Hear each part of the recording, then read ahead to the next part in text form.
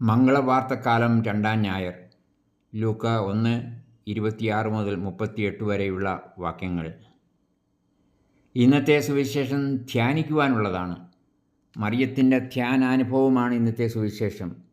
ഒപ്പം സുവിശേഷകനായ ലൂക്കായുടെയും. മറിയത്തെക്കുറിച്ചുള്ള ധ്യാനമായിരുന്നു ലൂക്കായുടേത്. അത് അദ്ദേഹം കുറിച്ചുവെച്ചു. എന്നാൽ മറിയം എന്താണ് ധ്യാനിച്ചത്? തൻ്റെ ജീവിതത്തെക്കുറിച്ച് തന്നെ. വിവാഹ വാഗ്ദാനം ചെയ്യപ്പെട്ടിരുന്ന അവളുടെ ഭാവിയെക്കുറിച്ച് ധ്യാനിച്ചു കാണും. തനിക്ക് സ്വന്തമായി മെനഞ്ഞെടുക്കുന്ന ഒരു സ്വപ്നലോകമായിരുന്നു അവളുടെ ധ്യാന വിഷയം. ഇന്ന് അവൾക്ക് ലഭിക്കുന്ന ദർശനമായിരിക്കാം അവൾ ധ്യാന വിഷയമാക്കിയതെന്ന ഭാവനാചിത്രം ഞാൻ കാണുകയാണ്. ദൈവം കൂടി അവളോടൊപ്പം മെനഞ്ഞെടുക്കുന്ന ഒരു ഭാവിയെക്കുറിച്ച് അവൾ ധ്യാനിച്ചു കാണും. ദൈവത്തിൻ്റെ രക്ഷാകര പ്രവൃത്തികളെ അവൾ കൂടെ ധ്യാന വിഷയമാക്കിയിരുന്നിരിക്കാം. ഒരു കുടുംബ പശ്ചാത്തലത്തിൽ അവളുടെ ബാല്യകാല ചിന്തകൾ രൂപപ്പെട്ടത് ഈ വിധത്തിലായിരുന്നിരിക്കാം. വിശുദ്ധ ലൂക്കായെപ്പോലെ ഇന്ന് നമ്മുടെ ധ്യാന ചിന്തകളെ ഈ വിധത്തിൽ പൂരിപ്പിച്ചെടുക്കാവുന്നതാണെന്ന് എനിക്ക് തോന്നുന്നു. തുറക്കപ്പെടുന്ന സ്വർഗവും അവിടെ നിന്നും ഇറങ്ങി വരുന്ന മാലാഖയും ആ സ്വർഗദൂതൻ പറയുന്ന വാക്കുകളും ഒക്കെ ഭാവനാപൂർവം ഉൾക്കൊള്ളേണ്ടവയാണ്. ഏതു ഭാഷയിലാണ് മാലാഖ മറിയത്തോട് സംഭാഷിച്ചത്? സ്വർഗത്തിലെ ഭാഷയും അതുതന്നെയാണോ? ഏത് രൂപത്തിലാണ് മാലാഖ മറിയത്തിന് പ്രത്യക്ഷപ്പെട്ടത്? തൻ്റെ ഏകാന്ത നിമിഷങ്ങളിൽ തൻ്റെ പക്കലേക്ക് മാലാഖ കടന്നു വന്നപ്പോൾ അവൾ അസ്വസ്ഥയായി എന്ന് സുവിശേഷം സാക്ഷ്യപ്പെടുത്തുന്നു. ഗബ്രിയേൽ മാലാഖയെ അവൾ എങ്ങനെ തിരിച്ചറിഞ്ഞു? മാലാഖയുടെ അഭിസംബോധനത്തെക്കുറിച്ച് അവൾ ചിന്തിച്ചു തുടങ്ങി. മാലാഖയുടെ അഭിവാദനം ഇങ്ങനെയായിരുന്നു: ദൈവകൃപ നിറഞ്ഞവളെ, സ്വസ്തി, കർത്താവ് നിന്നോടുകൂടെ. തൻ്റെ ഉള്ളു തിരിച്ചറിഞ്ഞ് തന്നെ അഭിസംബോധന ചെയ്യുന്നത് കൊണ്ട് ആ അപരിചിതൻ ദൈവദൂതനാണെന്ന് തിരിച്ചറിയുവാൻ അവൾക്ക് എളുപ്പമായി കാണും. മാലാഖയുടെ തുടർന്നുള്ള വാക്കുകൾ ദൈവനിശ്ചയത്തിൽ സംഭവിക്കാനിരിക്കുന്നവയെക്കുറിച്ചാണ്. നീ ഗർഭം ധരിച്ച് ഒരു പുത്രനെ പ്രസവിക്കും. നീ അവന് യേശു എന്ന് പേരിടണം. അവൻ ദൈവപുത്രൻ എന്ന് വിളിക്കപ്പെടും. അവൻ്റെ പിതാവായ ദാവീദിൻ്റെ സിംഹാസനം ദൈവമായ കർത്താവ് അവന് കൊടുക്കും. യാക്കോവിൻ്റെ ഭവനത്തിന്മേൽ അവൻ എന്നേക്കും ഭരണം നടത്തും. അവൻ്റെ രാജ്യത്തിന് അവസാനമുണ്ടാകുകയില്ല. ഒരുപാട് കാര്യങ്ങൾ മറിയത്തെ ഓർമ്മപ്പെടുത്തിക്കൊണ്ടുള്ള പ്രവചനമായിരുന്നു അത്. അവൾ കൂടെ ധ്യാനിക്കാറുണ്ടായിരുന്ന രക്ഷയുടെ ചരിത്രമാണ് അവളിലൂടെ പൂർത്തിയാകാൻ പോകുന്നത് എന്ന ചിന്തയിലേക്ക് മാലാഖയുടെ വാക്കുകൾ അവളെ നയിച്ചു. മംഗളവാർത്തക്കാലത്തിൻ്റെ കേന്ദ്രബിന്ദുവായി നിൽക്കുന്നത് ഇന്നത്തെ സുവിശേഷമാണ്. മറിയം വഴി മനുഷ്യവംശവും മംഗളവാർത്ത ശ്രവിച്ചതിൻ്റെ അനുസ്മരണവും പ്രഘോഷണവുമാണ് ഈ സുവിശേഷ ഭാഗത്തിൻ്റെ ഉള്ളടക്കം. നിത്യവും സ്വർഗീയവും ആയവ ചരിത്രത്തിൻ്റെ ഭാഗമാകുന്നു. സ്വർഗീയമായവ ചരിത്രത്തിന് അതീതമാണ്. അങ്ങനെയുള്ളവയാണ് നമ്മൾ നിത്യതയായി കരുതുന്നത്. അതിന് സമയത്തിൻ്റെ പൂർവാപരത്വമില്ല. ചരിത്രമാകട്ടെ സമയത്തിലാണ് ഉരുത്തിരിയുന്നത്. സമയത്തിൽ സംഭവിക്കുന്നത് രേഖപ്പെടുത്തുന്നതാണ് ചരിത്രം. ചരിത്രത്തിൽ മാനുഷികമായ ഒരുപാട് കാര്യങ്ങളുണ്ട്. ഒരു പരിധിവരെ ചരിത്രം സൃഷ്ടിക്കുന്നത് മനുഷ്യനാണെന്ന് പറയാം. എങ്കിലും പ്രകൃതിയും അതിൻ്റെ പരിണാമവും ചരിത്ര രൂപീകരണത്തിൽ സ്വാധീനം ചെലുത്തുന്നു. എന്നാൽ അതിനുമുപരി ദൈവികമായ ഒരു സാന്നിധ്യവും നേതൃത്വവും ചരിത്രത്തിനുണ്ട്. അങ്ങനെ അത് രക്ഷാചരിത്രം ആകുന്നു. ചരിത്രത്തിന് പുതിയൊരു ദിശാബോധം നൽകുന്നതാണ് ദൈവത്തിൻ്റെ ഇടപെടൽ.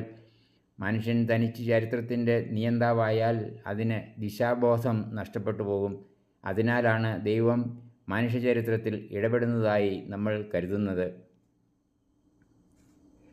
ദൈവപുത്രൻ്റെ മനുഷ്യാവതാരത്തെ നമ്മൾ നമ്മുടെ ചരിത്രത്തിൻ്റെ ഭാഗമായി കാണുമ്പോൾ അത് സംഭവിക്കുന്നത് സമയത്തിൻ്റെ ഒരു നിശ്ചിത നിമിഷത്തിൽ ആണെന്ന് നമ്മൾ ഉറപ്പിക്കുന്നു.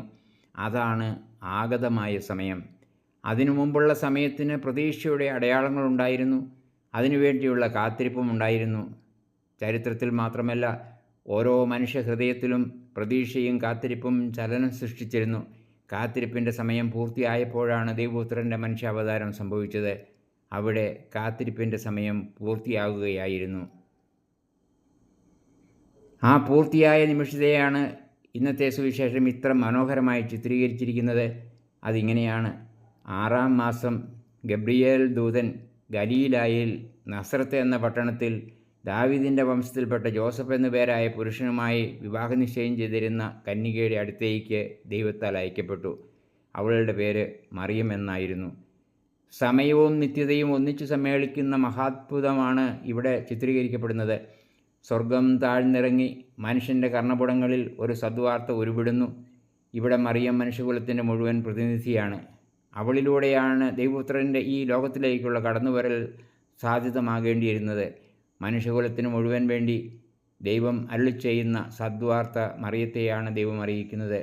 മനുഷ്യകുലം മുഴുവൻ നൽകേണ്ട പ്രത്യുത്തരം മറിയത്തിൽ നിന്നാണ് ദൈവം തേടുന്നത്. മനുഷ്യൻ്റേതായ എല്ലാ പരിമിതികളും മറിയത്തിനുണ്ട്. മനുഷ്യചരിത്രത്തിൻ്റെ ഒഴുക്കിന് അതീതമായി അവൾക്കും ചിന്തിക്കുവാൻ കഴിയുമായിരുന്നില്ല.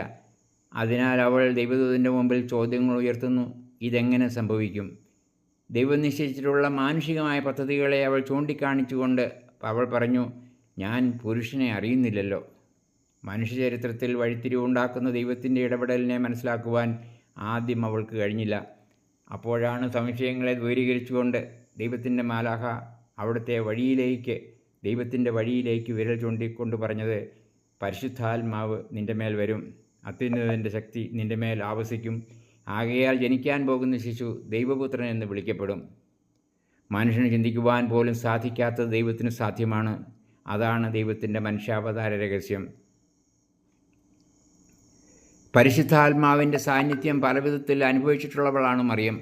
അതിന് അംഗീകാരമായി മാലാഖ ആദ്യമേ തന്നെ പറഞ്ഞിരുന്നു, ദൈവകൃപ നിറഞ്ഞവളെ സ്വസ്തി, ദൈവം നിന്നോടുകൂടെ എന്ന്.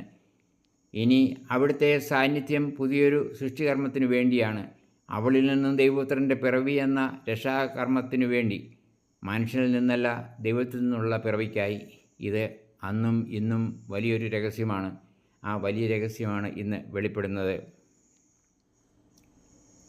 സ്വർഗവും ഭൂമിയും തമ്മിലുള്ള കണ്ടുമുട്ടലായിരുന്നു മറിയത്തിൻ്റെ കൊച്ചുഭവനത്തിൽ സംഭവിച്ചത്. ദൈവത്തിൻ്റെ പക്കൽ നിന്നും മറിയത്തിൻ്റെ പക്കലേക്ക് കടന്നു വന്ന മാലാഖ മറിയത്തിനു വേണ്ടി സ്വർഗം തുറക്കുകയായിരുന്നു. സ്വർഗീയമായ ഒരു സാന്നിധ്യമാണ് ഏതൊരു മാലാഖയുടേതും. സ്വർഗം അകലെയല്ല എന്ന് ഒരു മാലാഖ നമ്മെ ഓർമ്മിപ്പിക്കുന്നു. അതാണ് മംഗളവാർത്ത.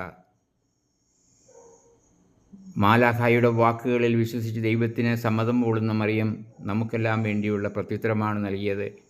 ഇതാ കർത്താവിൻ്റെ ദാസി, നിൻ്റെ വാക്ക് എന്നിൽ നിറവേറട്ടെ.